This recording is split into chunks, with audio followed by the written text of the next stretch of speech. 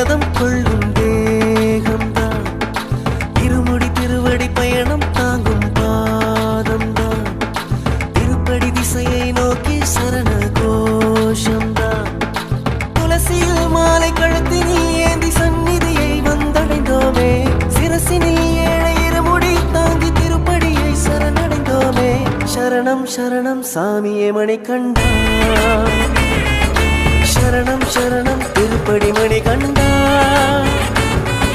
சரணம் சரணம் ஐயா மணிகண்டா